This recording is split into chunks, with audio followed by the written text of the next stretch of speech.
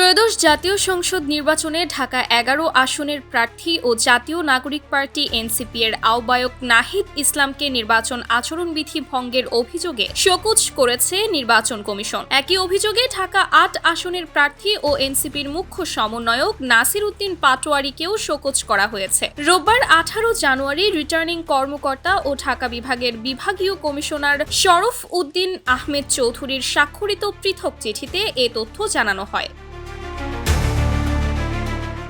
নাহিদ ইসলামকে পাঠানো চিঠিতে উল্লেখ করা হয়, তিনি জাতীয় নাগরিক পার্টি মনোনীত ঢাকা ১১ আসনের বৈধ প্রার্থী। আসন্ন ত্রয়োদশ জাতীয় সংসদ নির্বাচন উপলক্ষে এই আসনের একাধিক গুরুত্বপূর্ণ স্থানে তার বিশাল আকৃতির রঙিন ছবি সংবলিত বিলবোর্ড স্থাপন করা হয়েছে। বিলবোর্ডগুলোতে ঢাকা ১১ উল্লেখ সহ দেশ সংস্কারের গণভোটে হ্যাঁ শিরোনামের স্লোগান ব্যবহার করা হয়েছে, যা জাতীয় সংসদ নির্বাচন আচরণ বিধিমালার পরিপন্থী।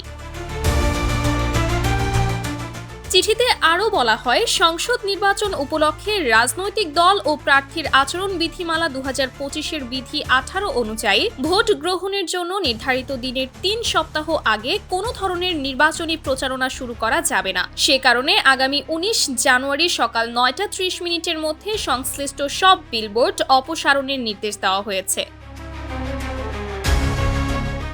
এছাড়া আচরণবিধি লঙ্ঘনের অভিযোগে তার বিরুদ্ধে কেন আইনানুগ ব্যবস্থা নেওয়া হবে না সে বিষয়ে আগামী ১৯ জানুয়ারি সকাল ১১টার মধ্যে সশরীরে অথবা প্রতিনিধির মাধ্যমে উপস্থিত হয়ে লিখিত ব্যাখ্যা রিটার্নিং কর্মকর্তার কার্যালয়ে জমা দিতে বলা হয়েছে। অন্যদিকে নাসির উদ্দিন পাটোয়ারিকে পাঠানো পৃথক চিঠিতে বলা হয়, তিনি জাতীয় নাগরিক পার্টি মনোনীত ঢাকা ৮ আসনের বৈধ প্রার্থী। ওই আসনের বিভিন্ন গুরুত্বপূর্ণ স্থানে তার বিশাল আকৃতির রঙিন ছবি, সংসদ সদস্য প্রার্থী পরিচয় এবং গণভোটে হ্যাঁ বলি স্লোগান সম্বলিত বিলবোর্ড রিটার্নিং কর্মকর্তার নজরে এসেছে, যা নির্বাচন আচরণ বিধির সুস্পষ্ট লঙ্ঘন।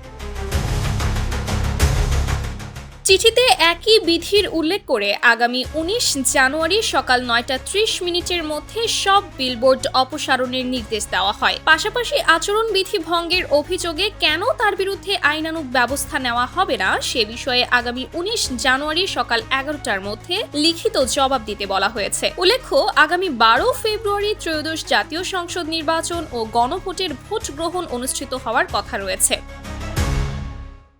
Sumaiya Snigdha, news desk, daily our Bangladesh.